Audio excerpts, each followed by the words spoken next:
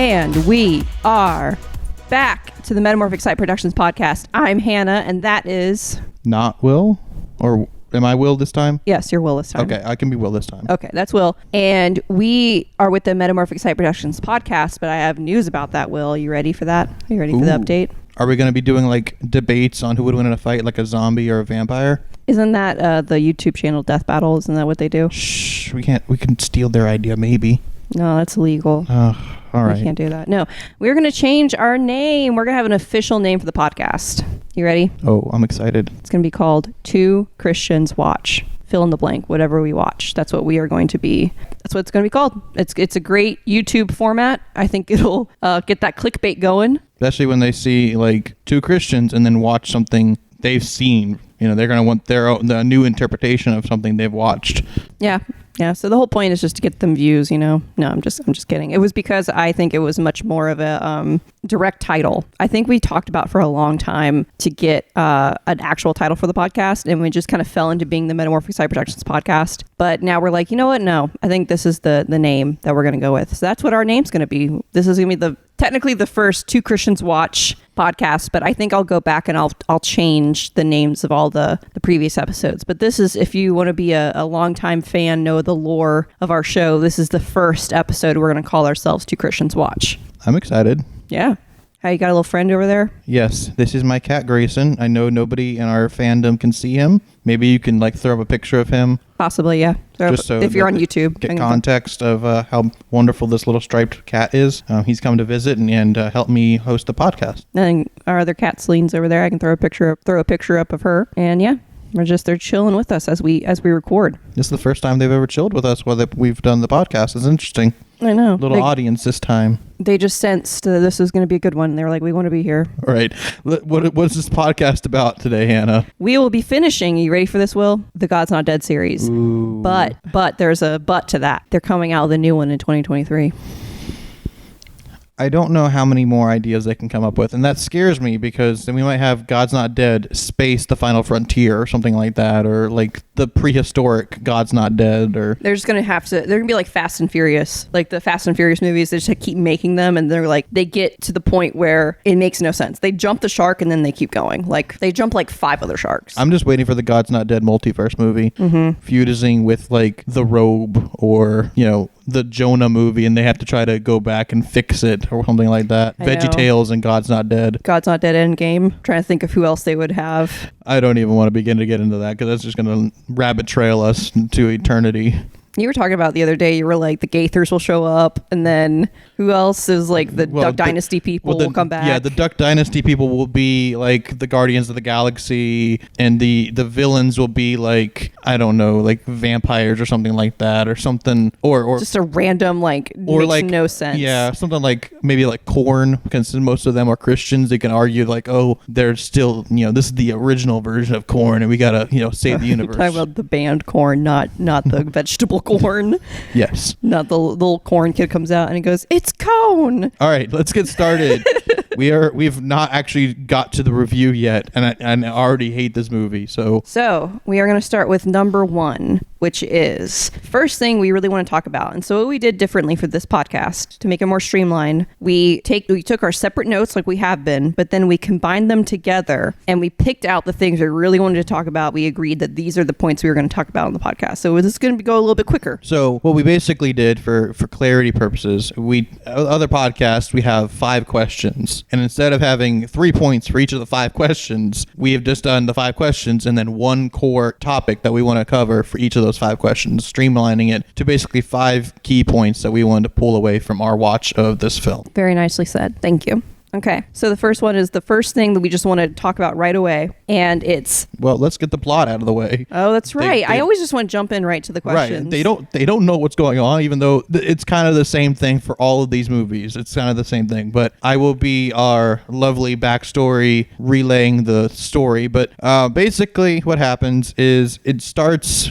in a little bit into the future. I don't know. Did they say it was a year after the last one? Several years. The church had been built already. So the last movie ended with them planting the ground for a new church, St. Jude's Church. And so they wanted to build a new church. This movie starts with the church being built.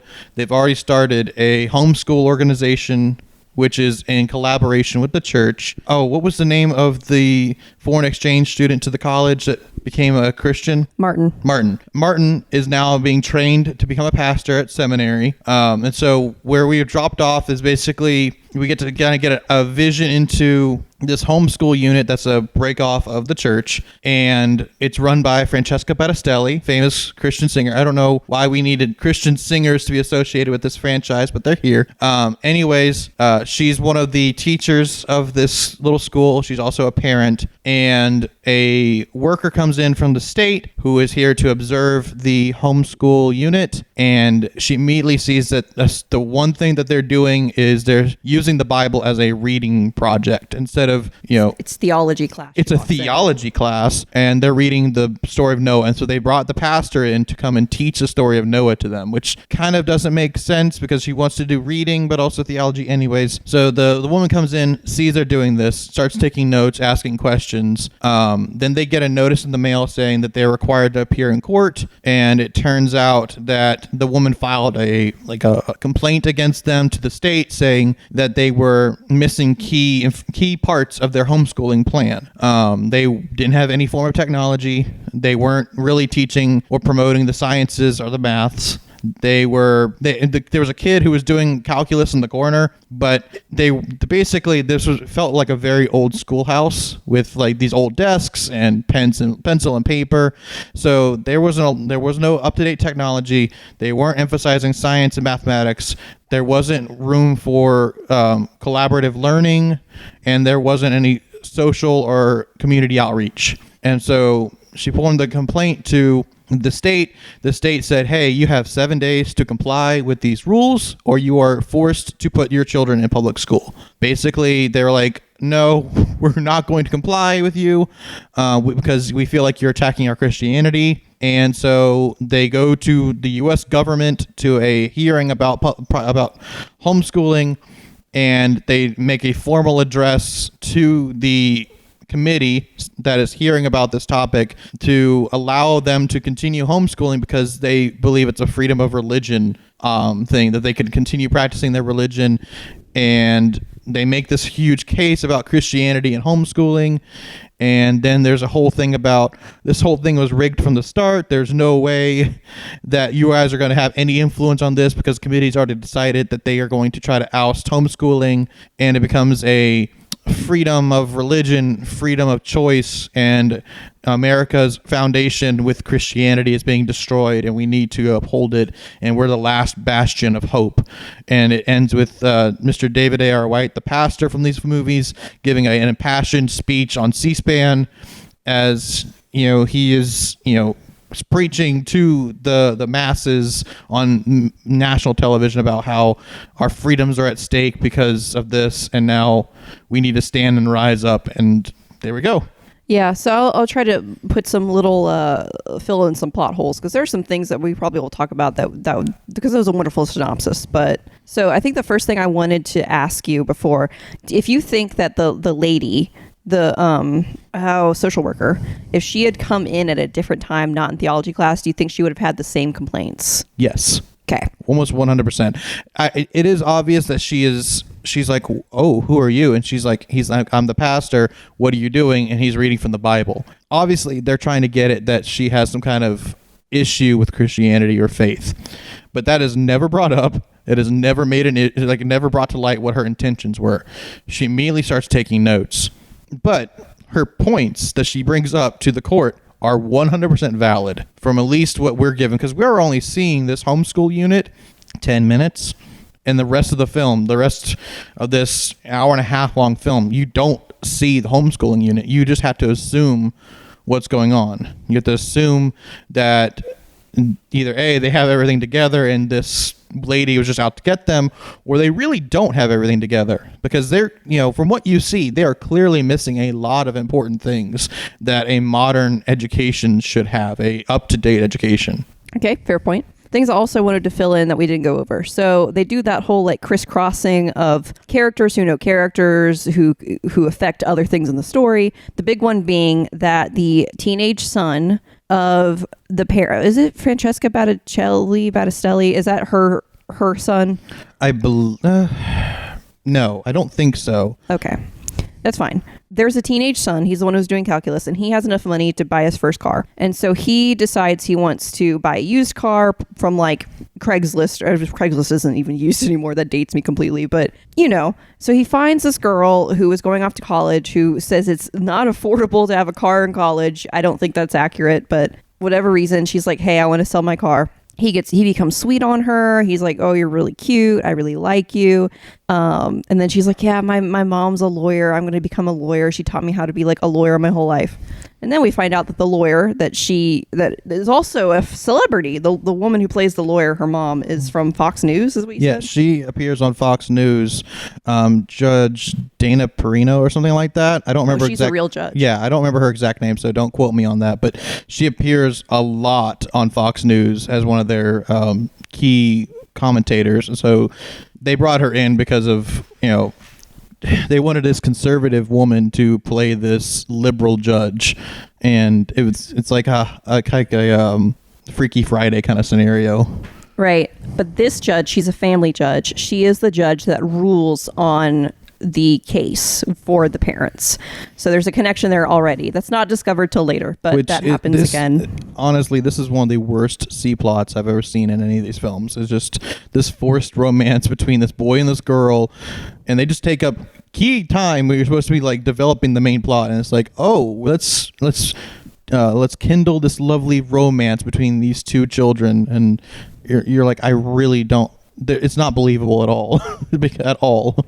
So Martin comes back. Martin wants to be a pastor now. I do feel like that is a reasonable conclusion for his character because of his journey. So he wants to be a pastor. They don't mention it, but I am assuming he probably wants to make mission trips to China and bring the gospel there. So he says that he's not sure if he wants to go back because of how hard it was and how closed off it was for him, and he can't even see his family. Right. He tells this to Aisha. Aisha's back from the first movie. So Martin and Aisha are having like... Oh, by the way, you notice how like Martin like bulked up? Like he looked much older than he did in the first movie. Who was like taller, and he grew a lot in the past 5 years since the first one. Probably, but it's important to understand. Again, this continues the trend of these movies having really interesting B plots that they never develop properly. Yeah, well, from the last movie, let's see. Well, Jude was killed off. Mm-hmm. Brother not mentioned, doesn't come back. And then the love interest isn't around either. Or if she is, she's never shown. Oh, no, she's not there. No, we don't know what happened with her. No love interest for the pastor. She's gone from this movie. The pastor that was counseling the pastor in the end of the last movie is gone. Josh isn't there anymore. We don't see him. Yeah, and so the continuity kind of breaks down. It's like, hey, these people are back, but the other people aren't anymore, and we're not going to mention them. Right. So Martin's whole thing is that he's a really minor character in this. He literally is like, I'm here, I want to be a pastor. And then they go to DC and he's like, oh, all the monuments, all the stuff. And then he's like, I love America because China is not great and I love America. And that folds in real hard to our first point. But they use him as a foil because he's studying American history, because he loves monuments, he is the guy who's going to have all the quotations from the founding fathers to inspire the team as they go before this committee. Yeah. And then we have Aisha. We get a continuation of her story. And it is made clear that, okay, so it's been a couple years since the first movie. She's a young adult now. She was in high school when we met her. And now I'm assuming she's probably like attending the university that the first movie happened, the first and the third movie happened in. And she has not talked to her father since the first movie. That's something that she continually, and that's something me and Grant talked about. That's a real reality. Like, family gets cut off. They don't want to talk to you. She is seen struggling with that. She prays to God about it. She's like, listen, if this is your will, I will do it. But if there's any way for me to see my dad again, like, I just want to see him. And she's just, she has pictures on her phone of her brother and her dad. Then it's a heartbreaking thing because that's real. That's a real sorrow. But the thing is, that's so underdeveloped. Yeah. It is just used as like we haven't had an emotional feeling in a couple minutes. Let's fuel this story. Yeah. It's almost, it feels like if you're starting a fire and the fire is starting to dwindle, it's like this B story is thrown in as like a little bit of gasoline to like kindling, to kindle it a little bit, to spark it up, and then we're gonna, let that cool off. We're only using it as an emotional fuel rather than like actually developing this character or this story into a meaningful dialogue to explore what it's like to have a family member become a Christian when the rest of the family is opposed to Christianity. What does that look like? That is a really good dialogue to have in a real world scenario, and we're going to put it on ice half the movie. Yeah, we don't see much of Aisha and her dad. All we know is that they don't see each other, they don't speak. All of that happens that Will said, and then in between that, Martin is always contacting and talking to Aisha while he's in DC with them. So he goes to DC with them, and Aisha's back at the wherever town they're from. I don't know if they've ever said where they're from. And one night she gets in a really, really bad car wreck, and she's rushed to the hospital. And then obviously her father's contacted, and that's what brings him to finally come and see her again. And then the doctor says, well, she might be touch and go. She doesn't have any internal injuries, but she has head trauma and all this stuff. And then we see the dad pray to God and come to him and say, she followed you. And it sounds like he's talking to the Christian God, to Jesus. But it is not clear at all. Yeah. But I mean, to be fair on that, this could be a window into his faith journey into becoming a follower of Jesus. And so he, at that moment, might not be clear to who he's speaking to. He just knows that there's this God and he doesn't want his daughter to die. So, I mean, maybe we're trying to just see where he's at. And then the parents who are in DC have a mom who is a single mom who she's a part of this whole co-op thing. I think it's called a co-op. Mm-hmm. And she's a single mom. She's working because her husband, who is the father of her child, who worked for the U.S. military and died because of a fault of theirs, I think, completely. It was, so they really make it that he died. They kind of they act like he died overseas in combat, but then they also say, no, he died in an experiment that went wrong, or like a test that went wrong in his plane. But they use that because she's a single mother. Her son is traumatized by the death of the husband, which logical, that makes sense. But they use that again as an emotional fuel for the film to this ultimate conclusion where she has this massive outburst that we'll get in. I don't know. We'll get into it right now, because we find out this single mother who has been scraping by. First of all, she's a widow from I think Air Force. I might be wrong, Will. Doesn't the military have something in place that if the person dies in whatever circumstance, that they help support their family, like their widows? I don't think it's substantial, but I know that they probably get some kind of benefit from the government. But the real thing here, the real kicker, is that she's oh, not only was my husband in the military, which they only use this. She only uses this as an attention grabber, because the people call her they just say Miss whatever. Right. And she's actually, I'm Mrs. and my husband died in the military and you should respect me because of that. And also I'm smart because I worked for NASA. I'm a NASA scientist. And I'm okay, lady, why are you waiting tables? But you're a NASA scientist. But then she also says, she's this proves that Christians can be smart. And she's you know how many Christians were in NASA? You know how many people who were religious were in NASA? And that's the purpose of her argument. And that's what she wants to cause an outburst in this national committee on the Capitol Hill, this official committee. She has this emotional outburst only to say, these two attention grabbing things again, just like the second movie with the emotional outburst of the lawyer screaming just to get attention. Yeah. I just am so confused about her working for NASA, completing, she said, I think only a bachelor's degree, but she completed some not degree, but certification, I guess certification program under NASA.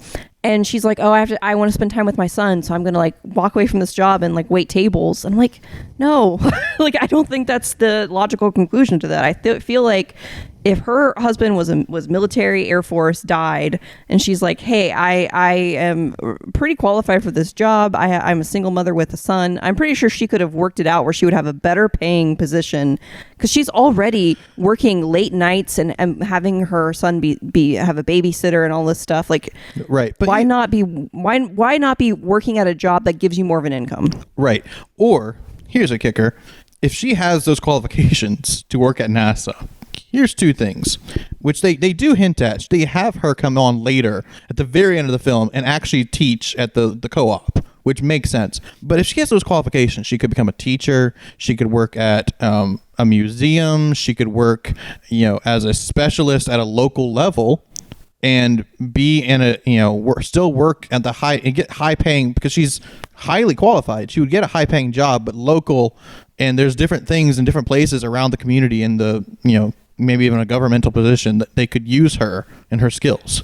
Yeah. But to be like, okay, I have to throw it all away, including all these degrees and certifications, it doesn't really make sense. And her argument doesn't really make sense. It's not like she was like, the strain was too much, or I couldn't even be near space because of my husband. It doesn't really make sense. Yeah.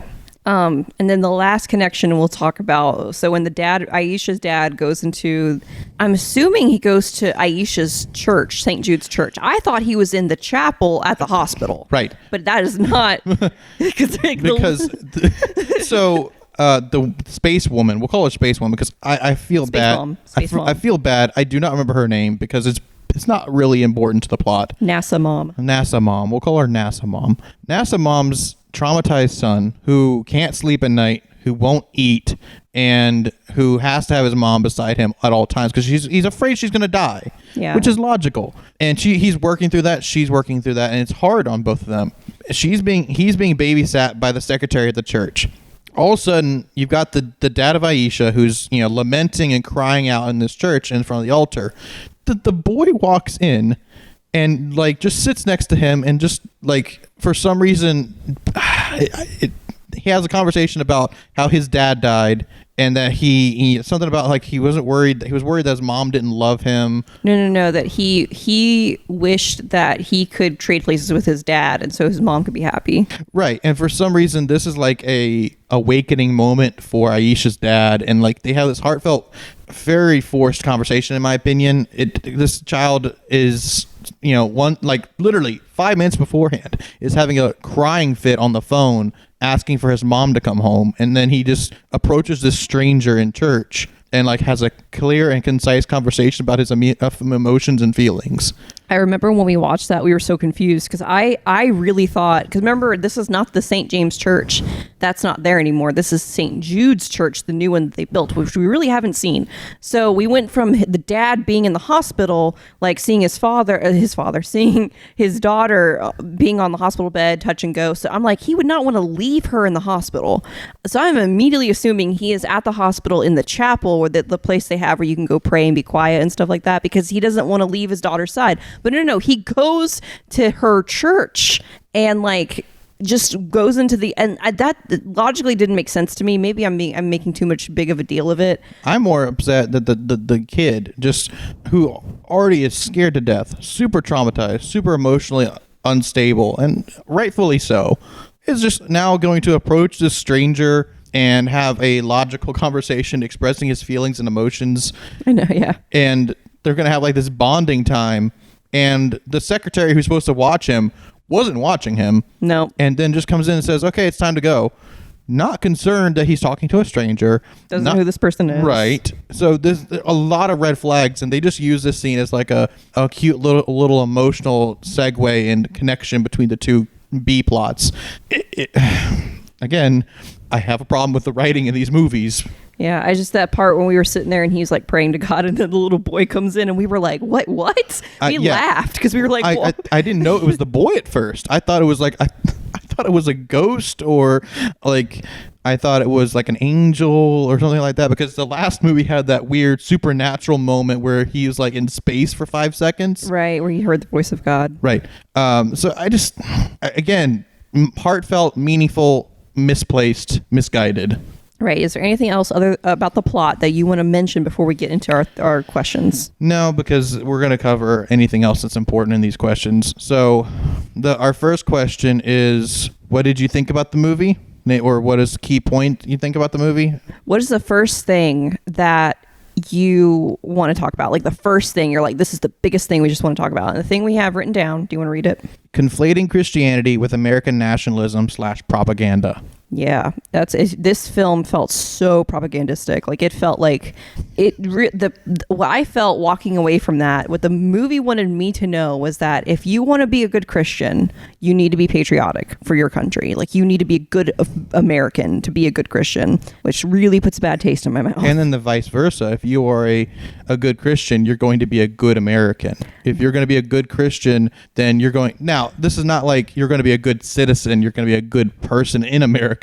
You're going to be this classic 1950s, 1960s Norman Rockwell painting of America, classical Christian, classical America vibe, where being a Christian and being an American is conflated into one unit. You can neither separate them or be something other than both if you're going to be authentic.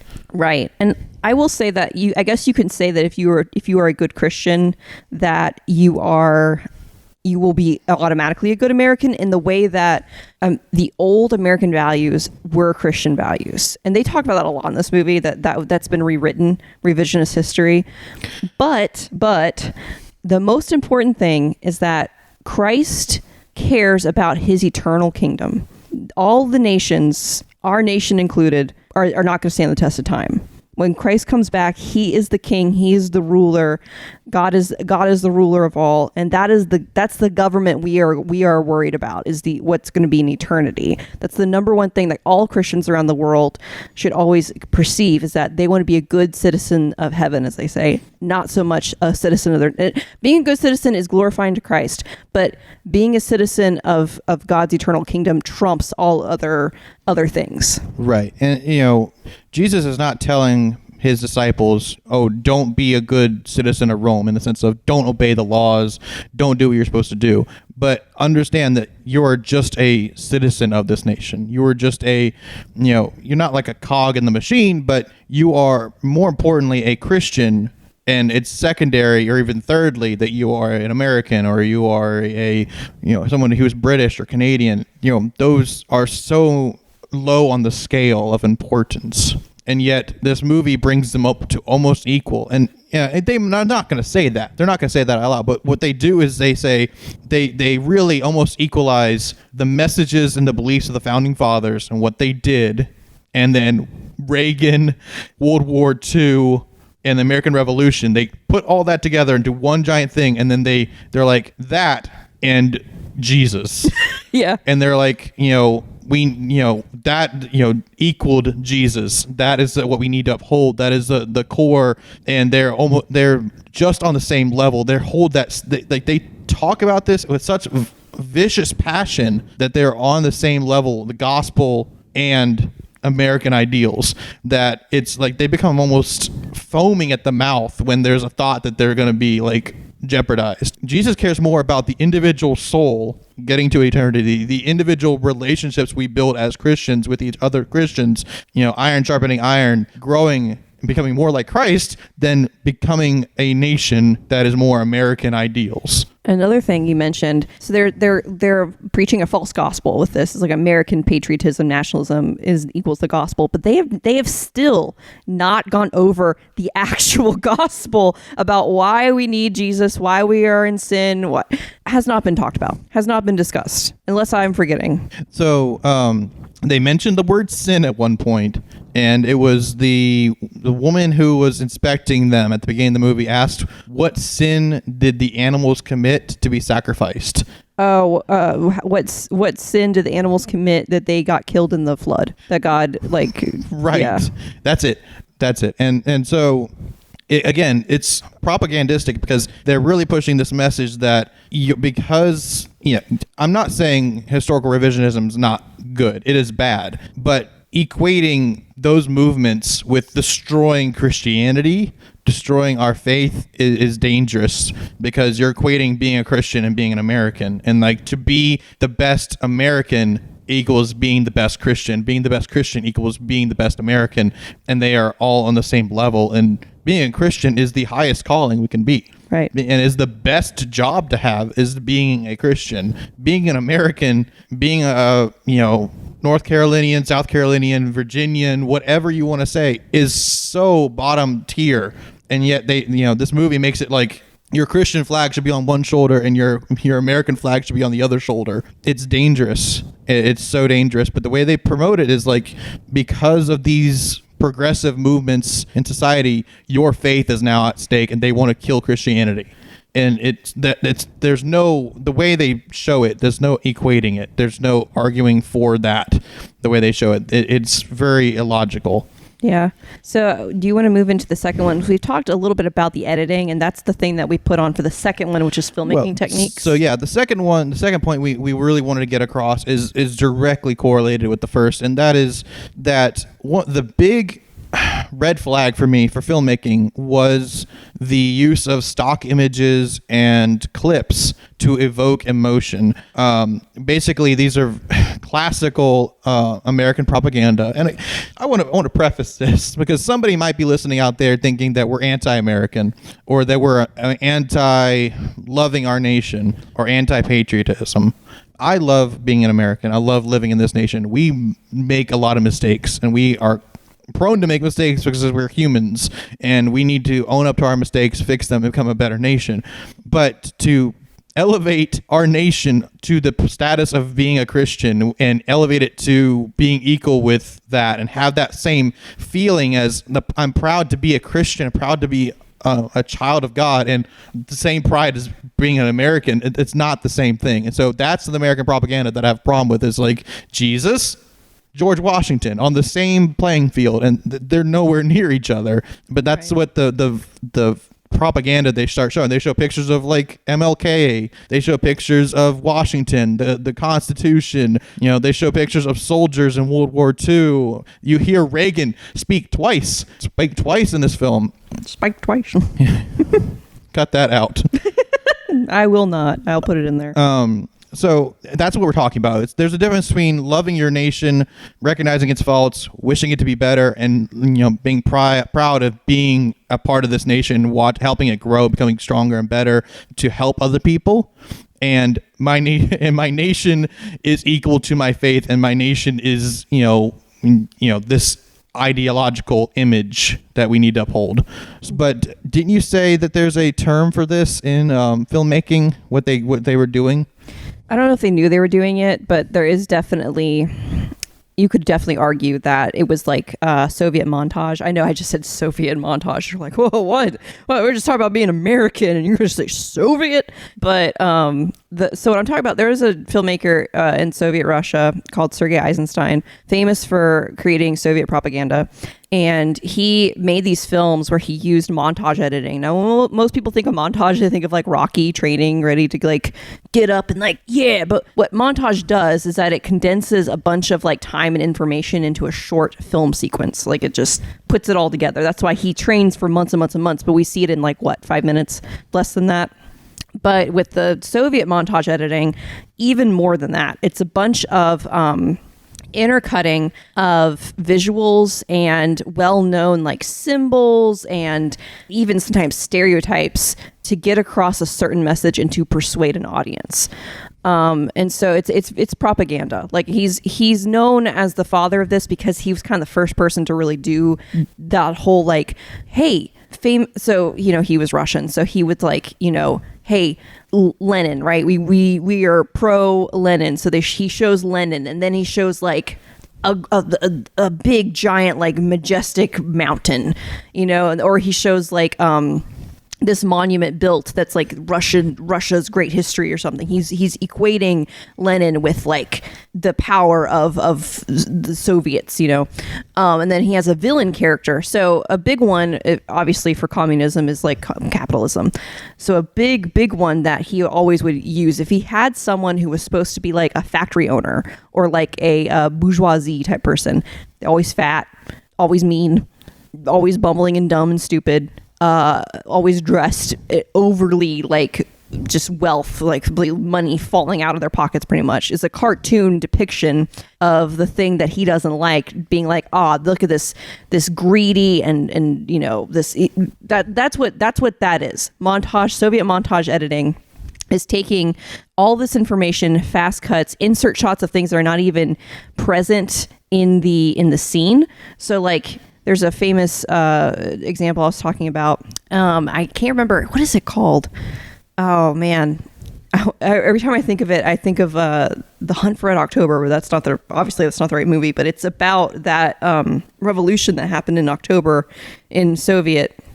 It's like the revolution where they stormed in and they overtook, they killed a bunch of political party people. I wrote a whole paper of this in college, and I am completely just burnt out on the history of this. There was a revolution that happened. He made a historical drama film about it, and there was a character in this film who was like a general who was a villain, and he is walking down the staircase, and we see him in his regalia of being like a general or a soldier, and he is a military leader, and he has all these buttons, and he has all these medals, and he's all shiny, you know, and he's really stern looking, and he intercuts that with I think it's actually a mechanical peacock, not a real peacock, but the peacock's like opening its feathers.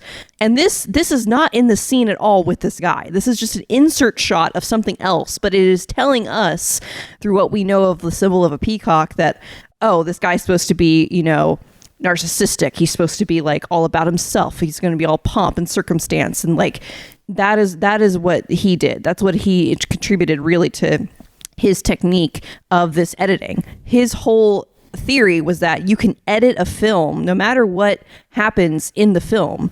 The acting, you know, the point of view, if you can edit it in a certain way that you will make the audience feel and think a certain way about the subject matter of it.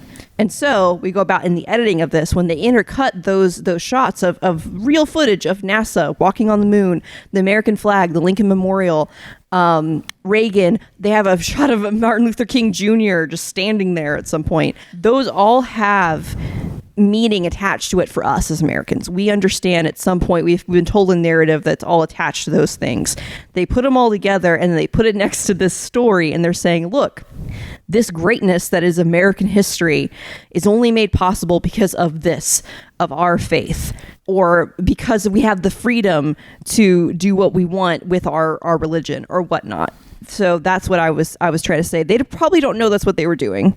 If they do, maybe they have some film history, film knowledge. I doubt that they knew the exact film term and the history of it. Yeah, but they knew, and everybody knows that when you show certain images, it evokes certain feelings or certain thoughts. So if you show me, like, Veterans Day was last week, if you show, you know, a Veterans Day montage of soldiers and remembering and all that stuff, it's meant to invoke, you know, somberness, sincerity, respect. Right. Because you're seeing something that they show you this because they want to help you get into the mindset. Okay, this is what we're thinking about today. This is what we're remembering today. And you know, images and video clips do that. That's part of being human.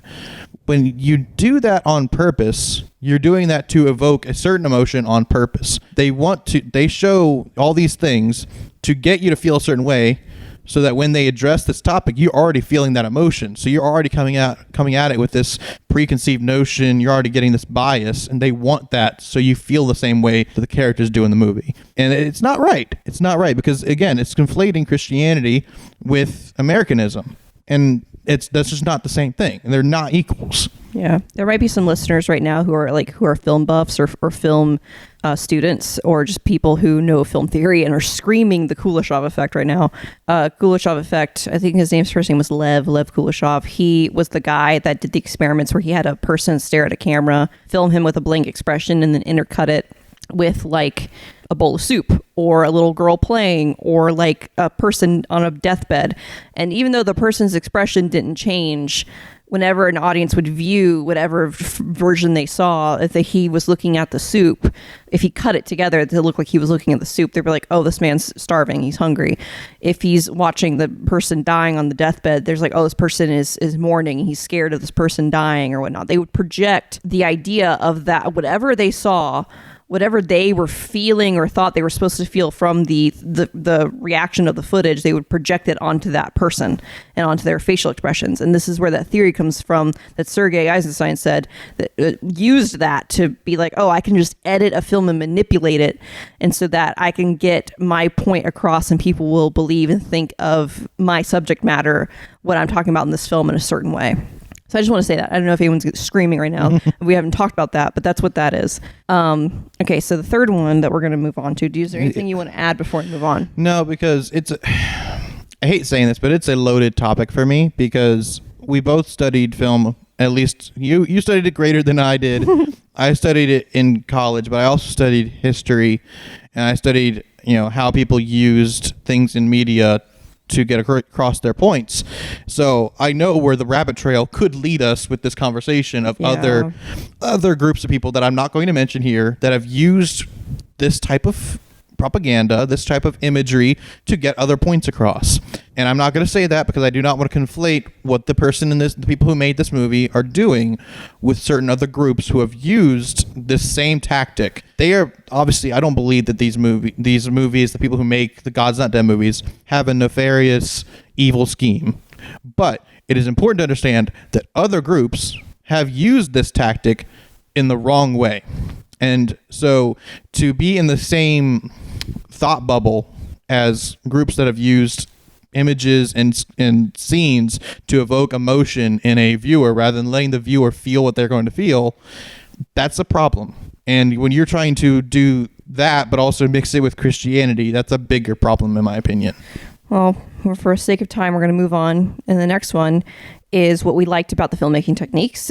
And all we really had to say, both of us, legitimately, were like, the cinematography was good for this one. Not as good as the third one. Third one was better. So I forgot to mention that this one was still produced by Universal Studios, but I don't know how much they were involved in making it. The Universal logo came up, assuming they distributed it or put it in theaters or whatnot. But then there's a new studio that I don't think has worked with them before called Pinnacle. I haven't done any research into them, but they were, I'm assuming, the production company that they used. And then they had a new director. His last name's Null, I believe, but it was a different. So like there was like Harold Kronk, I think, was the director for the first two, and then they had like a different one for the last one, and then this one is a different one as well. I could be wrong about that. But I know the director's last name is Null. I believe it's Lawrence Null. So I just wanted to get all that out of the way because I didn't mention it in the beginning. So yeah, we said less establishing shots. We talked about that before. Not as many in this film. It flowed a little better, I think. And then, yeah, the cinematography was okay. It was pretty good. Anything about, do you want to add on to that or anything else before we move on? So anytime that there was just one person in a scene, it looked great. It looked Hollywood movie quality. There was a scene with David A.R. White, the pastor, in a bathroom at the mirror talking to himself. And it's really beautifully shot. And it's really dramatic, and the lighting's perfect. There's a scene where he's just in his office, and he's looking out and reflecting on Jude. It's really beautiful, and it gets me emotional because it's something real. Like if you have somebody who passes away, you're going to sometimes zone out and think about them.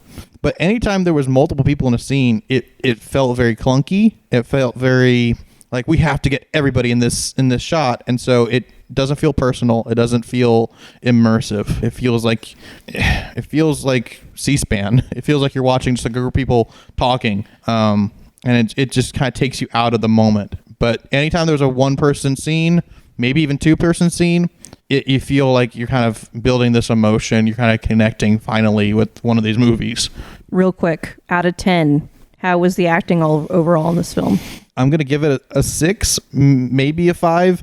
And I don't want to be unfair. I really don't. But we're now going back to people who either are not highly trained actors or people who are new at acting, people who never should have acted. But wow. I don't want to be unfair, but these people should have never acted. No, I'm not going to do that. That's not fair because they're trying their best. But it's clear there are some people in these scenes who are trying to act and act well. I would say David White tries, and it sometimes comes off really well. But then there are clearly people who are not great actors who don't really get the emotions across, and it's really hard to sit through. But then you look back at these other three movies, there's been some really good acting. The second one had high levels of actor, prowess. Pretty good. Third one, not so much. This one still suffers where it's like, hey, we don't have any big names in this one, guys. So we're just going to go with heart instead of acting. Yeah, I wrote down at one point that the dialogue was very also propagandistic. Like, there's moments where they talk to each other and you're like, no human would ever say the sentence. It's very like, there is a scene. Are we going to get to that? I think we are at the very end. But the part where he's standing there and just these people show up. They're like, hey, here's everything you need to know that help a part of your argument. Yeah. So there's a part at the end where he's, the pastor's about to throw in the towel. He's like, I'm bummed out because the most unrealistic conversation happens where the head of the committee who is voting and talking about homeschooling comes up to him and says, don't you know this whole thing's been rigged from the start? I know. Yeah. He's like, why even bother? Why are you even here? Why, all you just did was, buy us time. And now we're here. We're going to vote. We already decided before you even spoke that we're voting against you. Like, you have no say here. It's like Palpatine is talking right now. He says something to the effect of like this is hell or something like that. Or no. He's like, this isn't hell. This is Washington. And he's like, doesn't Dave say something like there's not much of a difference or something like that? No, I can't remember. I think David says that this is Washington. He's like, there's not much of a difference here or something like that. Yeah. So it's very like stereotypical like 1950s movie villain that this is how a villain should be. And then when he's bummed out, he just got told this. He's staring at this statue and everybody comes up to him. He's like, secretly, did you know that this statue was done this way and it inspires freedom? And then you got like 8 people who come up and is like, well, we don't agree with you. We're here to support you. And they give him all this like... Well, they don't agree with his religion. They don't agree with his religion. But they're homeschoolers. Right. And so they're here to like give him inspiration and then tell him what he really needs to feel and believe. And so then he goes back and he gives this amazing soapbox speech because he's been told everything that he needs to say to them. Right. So this is our number 4. So we're just going to go to number 4 now. But okay, so this scene happens and like the dialogue is so textbook. Like it's literally like I'm watching like a educational film, like a you go to school and they're like. I compared it to a training montage or training video, like a training video from like your work, where it's like, did you know that you should be cleaning with this chemical, but make sure you wear your gloves? Yes, it's that feeling where it's like, did you know this statue was created by these people after they had won their freedom after the Civil War? This all just stands for the belief that we should have the freedom to.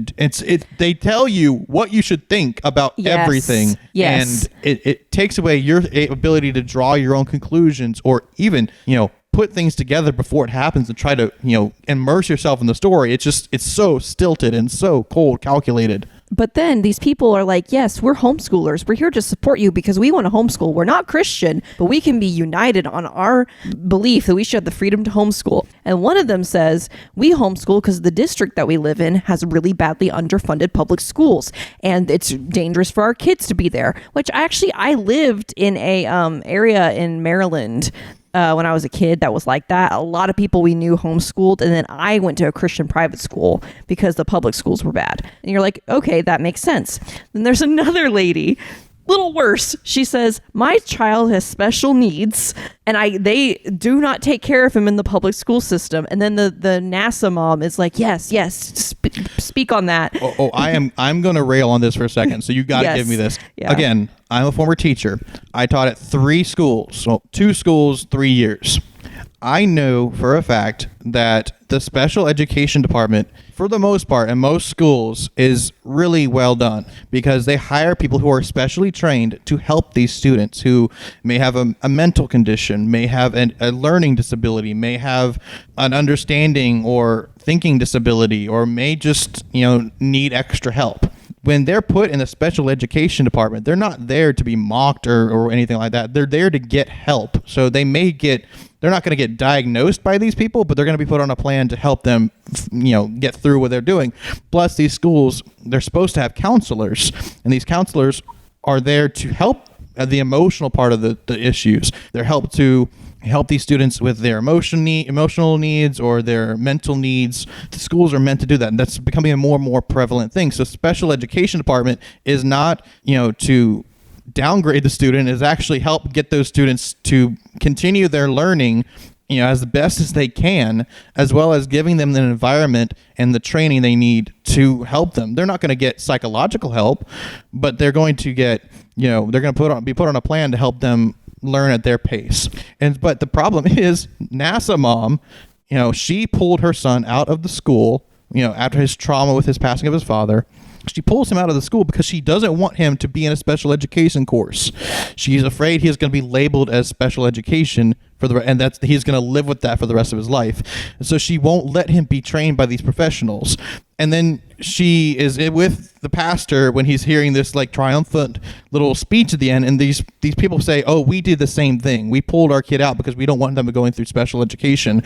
As a former teacher, I got to work right beside these workers, from the counselors to special education teachers to the people who actually help facilitate this, who work on these plans and everything. They love their kids. They know these kids need extra help, and so they provide them with a special learning environment to help them until either A, they're able to get out of the special education course, or until they graduate. The fact that they're pushing this and they're approving, we don't want our kids to get extra help. We don't want our kids to be helped by these specially trained educators. What they believe is that it's not, they don't get it, and they're not actually helpful, that they are damaging their kids and not actually helping them. Which I had to have Hannah pause the movie because I was angry. Because now, there are going to be cases where this does not work out for kids, or maybe they get a bad special education teacher.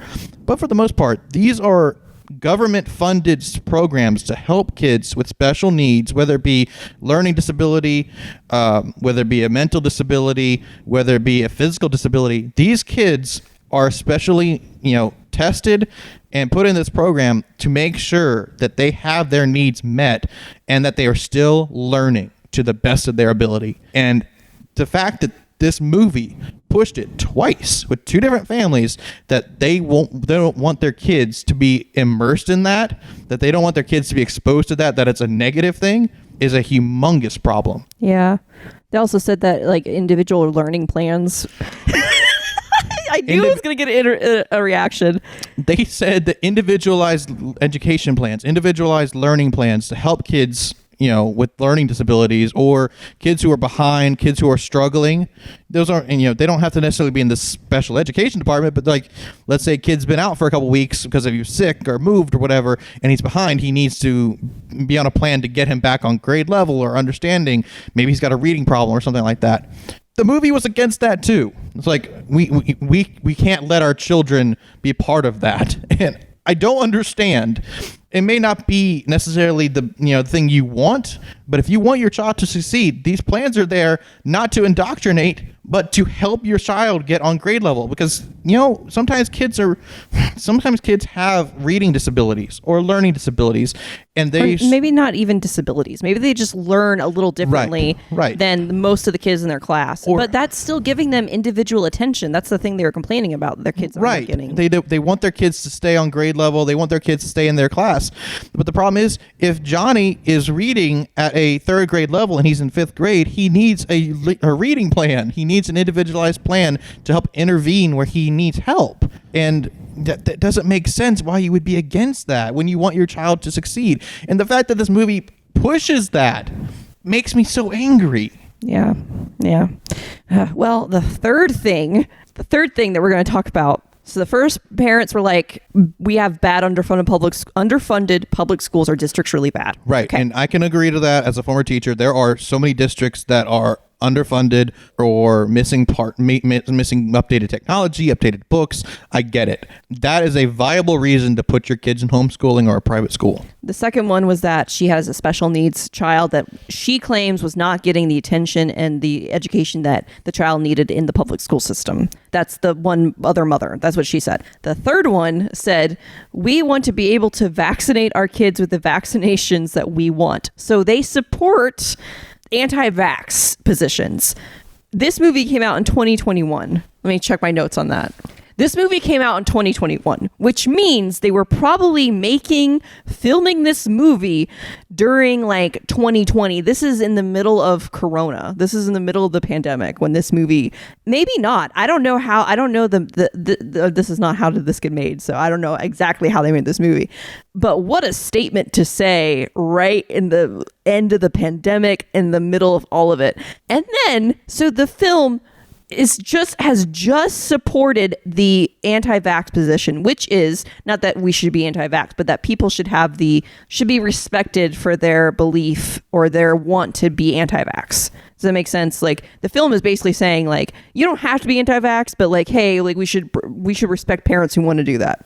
Right as he goes back in, he starts to his huge emboldened, impassioned speech in front of the Board of Education. I don't know, sure what they're going up against, but he says, you look down on us like we're a bunch of flat earthers. And I'm like there are not Christian homeschool families right now who do it specifically because they're flat earthers. Like, I know that exists. There are definitely Christians who are flat earthers who believe that. And am I saying they are equalized with anti-vaxxers? No. Is there overlap? Probably. But I just felt like they were a little cherry picking what they were going to say is okay and what they were going to poo-poo on. I don't know. Would you agree with that, or do you think that that's? I'm not going to say either or. As much as I think you can't choose one to support and one to isolate. That's what they did, though. Right. But what I'm also saying is the real what they could have done is hey, we all have our own reasons for homeschooling our kids. We might not agree with each other, but we can all agree we want to have the ability to homeschool our kids. So rather than saying, this group is over here superior, or the Christians lead the way, or something like that, it should have been like, we all come from different backgrounds, we all have different beliefs, but defending our right to homeschool our kids, that's what we can agree on. And helps to be the unifying thing. And then they could have used that as saying, hey, the Christian are offering a good influence on this group, or the Christians are giving a good testimony to the group, and they may not get saved, but good representation of their beliefs, but also having a diverse group of people representing would have been great. They threw this in at the end of the film as like, oh, we were all here watching to support you. But we just made ourselves known now. It doesn't really make sense, but also that they would, make fun of essentially the flat earthers, but then they would also have this other group that's also just as controversial. It's a controversial fringe group that, they could have had everybody represented and to say, you know what, we don't necessarily agree on a lot of things, but we all agree on one thing, and that brings us together to to represent ourselves. That could have been a good statement. Then have, David's group, the pastor's group, go and, lead, like we volunteered to lead the discussion, to lead the case.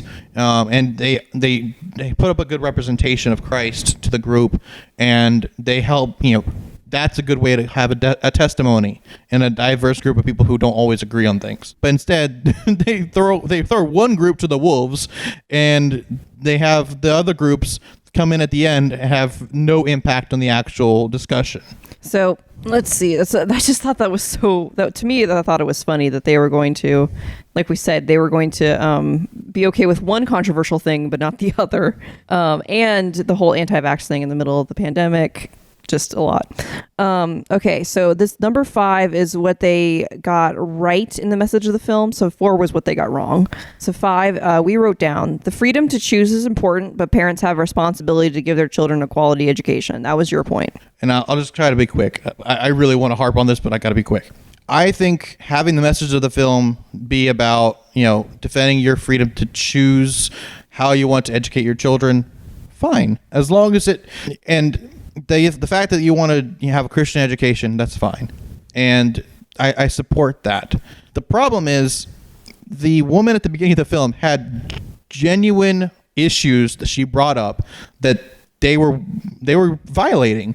They weren't providing their kids with like an updated education, with updated technology, updated curriculum, actual emphasis on math and actual emphasis on science, actual emphasis on community outreach, emphasis on building social skills and social activities, more engaging lessons. There were none of that. It was a very old school way of teaching.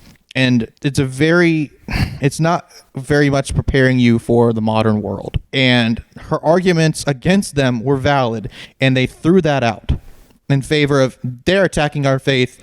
They won't let us teach about Jesus in the classroom again. And that's not the argument. There's no problem, in my opinion, with the ability to have private education, public education, homeschooling, whatever. But the fact that they're like, the issues that they brought up that are genuine issues are not the problem, and they weren't willing to fix it. They had the option to fix it, and they weren't willing to. They were willing to fight for it. And again, last movie, the pastor learned that Jesus doesn't want him to, fight like this. He doesn't want him to, do that. He'd rather have intimate relationship building with his flock and learn to help those in need. Instead, he understood that at the end of the film. He comes into this film, the beginning of the film, he's like, God's calling me to fight this battle. And there was no feeling of contradictoriness or anything. And I have such a big problem with this. It's like, yes, good. For having the freedom to choose where you put your kids in school, great. But not emphasizing that, yes, it's good to have a Christian school. There are Christian schools all across this nation.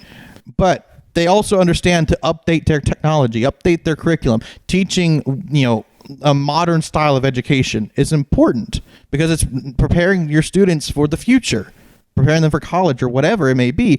And they were refusing to update that. They were refusing to meet these basic standards, these basic criteria to have a homeschool. They were not being told in the court at the beginning of the film not to homeschool their students. They were being told, hey, your homeschooling establishment is not meeting the state requirements. They weren't being told not to teach about Jesus. They were being told, you're not teaching the way you're supposed to be teaching. You're not offering your students a quality education. Either fix it or put your students in a public school. And they were like, okay, our only option is to run to DC and fight. Right. And it shows again, why are the Christians being depicted as like not paying attention to logical discussion and discourse? So moving on to the point I wrote down, there's a part in his big impassioned speech that goes viral, by the way. It's like the news. The third movie in a row where something goes viral. With Dave. With Pastor Dave.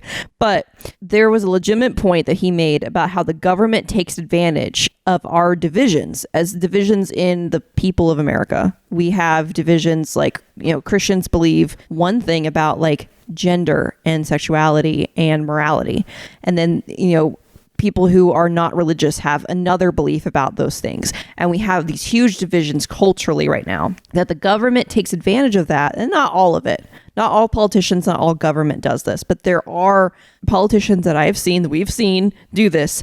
They take advantage of those divisions and even manipulate us, the people, to gain more power. And they make the point that the government in America is supposed to work for the people, but we've seen that they try to skirt around that a lot. And we've seen that. I will agree. There are plenty of times that has happened in our government's happening now that we have lost sight of we the people. And I think that was a legitimate point. It was one thing that was said in this whole movie at the very end. And was it a big point that was made? Yes. But I do think that that's a real thing. Like, I do think that there's a villain in a lot of our stories that they're hiding behind this thing of like, oh, the other person is the person you need to be mad at. And then like they're kind of worming their way in to have more power, to keep in position, money. I've always said, as Hamilton says, follow the money, see where it goes. But that's a whole other discussion. That's like a whole other can of worms to open. But I did think it was a legitimate point, something that I've seen in real life. But it was not really harped on in the movie. It was not really explained except for at the very end. And then the last thing that we wrote down, this film did get us as a married couple to discuss how we want to school our future children and the pros and cons of public, private, and homeschooling. It did get us to talk about it and to be like, how do we want to educate our children? What do we want to do as our family? Do you have any comments on any of those things I said? Nothing that's going to keep our podcast under 2 hours. Well, we're at an hour 15 right now, so we will wrap it up right now. Well, I know, and if I said anything else along those lines, I'm gonna get long-winded. Basically, what my problem is that they spent this whole movie demonizing politics, demonizing our government, and yet at the same time, they were cherry picking the past of our government that they're proud of, as well as romanticizing. Remember when government was good? Remember when government cared about Jesus? And I have a problem with that because there are politicians, there are elements of our government that are not working properly, but there are also, and you have to be logical about this, there are Christians in our government who are doing the right thing. There are people in our government who are trying to represent the people, who are trying to do their best. And you get one guy in this film who's doing that, but he is like, the way they portray him is he's just like this helpless man who doesn't know what to do, and he's like, I'm outnumbered and I'm struggling here. And the people they portray opposing him in politics are portrayed as like these like classic Disney villains who are like wringing their hands and like sniveling around. There's this part real quick. There's this part where the guy is, they have a senator from Texas. He's the main guy that's fighting for them. And he is like, oh, we got this guy on our side. A congressman, I'm not sure who he is, a senator, congressman. He's like, he's fair. He's tough but fair. The next day, this lady who's like, comes up to him. He's like, oh, I'm so sorry, but that guy that you were so hopeful is going to be here died of a heart attack early this morning. And the way she delivers it to him, it feels like she's secretly telling him that she murdered him. Like, it's weird the way that scene goes down. It was so funny to me because I'm like, did they kill him? They're acting like they did. But this guy, this character we've never met, like dies off screen, and they're like, yes, ha ha ha, like perfect for us and our evil deeds. And I was like, that was funny, that was crazy. But yeah, they do actually just like that, with like it's highly unrealistic. And yeah, but basically what I was trying to say is there are Christians in politics. There are maybe even not Christians, but people who want to do what's right in politics. Instead of focusing on demonizing and dehumanizing our political leaders and our government, or putting them in a position where they're not supposed to be, where they're like this and this ultimate evil we need to overthrow, which the past 3 movies did that. We need to focus on our one-to-one small relationships that we have, which is, our influence as Christians, is the people that are in our lives, the people that we can, help. And the more I keep watching these, the more the pastor becomes less and less concerned about the people that are actually in his church, the people that he's actually supposed to minister to, and more concerned about his crusade to conquer America for Jesus. Now, he did a good job of walking through NASA Mom a little bit, but he barely was there. He barely cared. Like, he barely did anything one-on-one with a relationship with another person in this whole film. And so as a pastor, he's not really shepherding his flock. He's too busy like trying to play Christian Risk. But funny you say that about him wanting to overtake America with Christianity, because the movie's coming out in 2023, which we will see in theaters if it comes to theaters for the podcast. Dave A.R. White, aka Pastor Dave, they ask him to come into politics and to run for office, and that is all we know of the movie. So we're gonna keep going down this gravy train. We're gonna ride this all the way to the top, baby. Can't wait to see what they're gonna do with that. There are going to be more God's Not Dead movies by the end of next year than there are Indiana Jones films, and that bothers me. Yeah. Are you including Crystal Skull, or are you not including Crystal Skull? I'm including it, and because so far number 5 hasn't dropped yet, and so 5 for God's Not Dead may drop before Indiana Jones 5, and that bothers me that there are more of these films that nobody asked for. Oh, there are people asking for him. No. There are people asking for him. But yeah, so we're going to continue on with Pastor Dave. He's going to be Senator Dave or Mayor Dave. I don't know what he's going to be in the next movie, but he's going into the government now. He's going on up. So next thing you know, it's gonna be God's Not Dead 9, and at the end, it's gonna be him getting his note from Starfleet to helm his own ship to go into space and bring the gospel to the stars, the final frontier. Okay, well, that's gonna do it for the God's Not Dead series as it is right now. We will be reviewing the 5th movie when it comes out. It says it's supposed to come out next year, but for right now, we are done with God's Not Dead. Woo!